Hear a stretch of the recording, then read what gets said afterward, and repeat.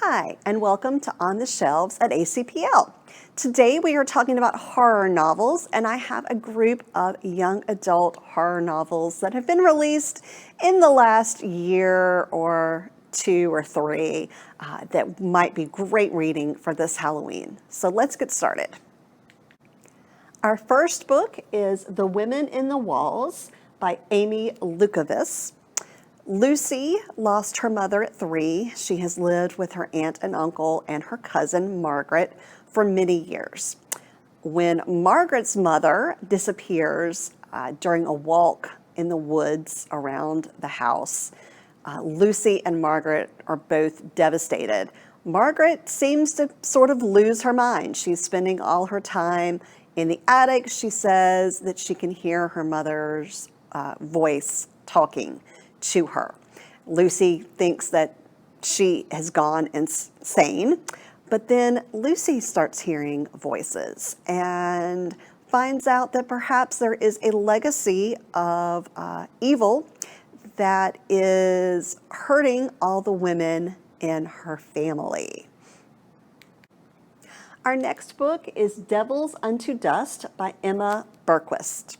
Willie is a survivor. She has survived, so far at least, a pandemic that has struck the country called the Shakes. She has survived her mother's death.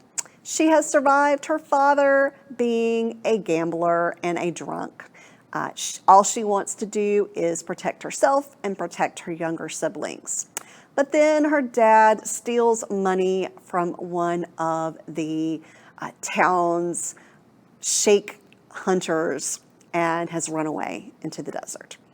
So Willie must team up with some people and go after him and I guess shake him down to get the money to pay back the people in their town. But she discovers that there are things in the desert that are even worse than the shakes. The next book is Sawkill Girls by Claire Legrand. There are 3 young ladies who are the protagonists of this book. They live on Sawkill Island and hear the whispers around campfires about an evil. They know the stories of girls who have disappeared in years past. But these 3 girls decide to fight back and to find out what's really going on and what is happening to the women of Sawkill. Our next book is The Suffering by Rin Chupeco. Tark knows what it means to suffer. He's a typical 17-year-old boy and would like to rain down destruction on his enemies, like many people feel. Then he meets Okiku, who is not with us anymore. She is a spirit.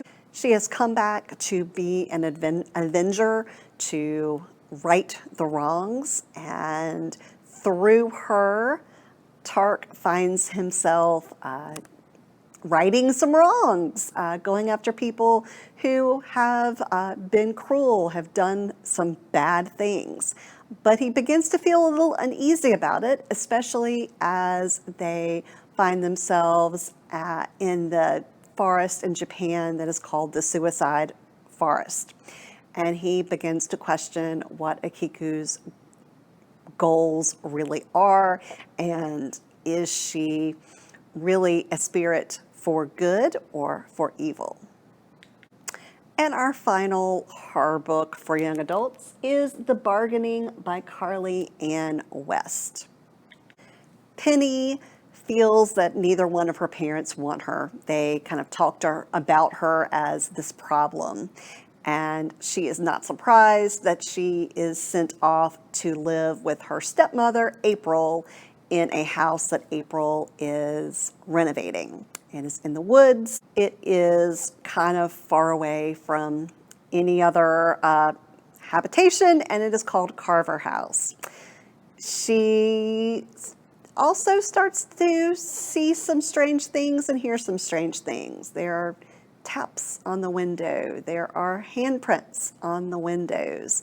There are voices of little children calling her from the woods. The one thing that she thinks might make this summer worthwhile would be the young man named Miller, who is in the closest town, who might give her a normal summer, but what she doesn't know is that Miller also has connections to Carver House, and all of these things that are happening may involve him as well.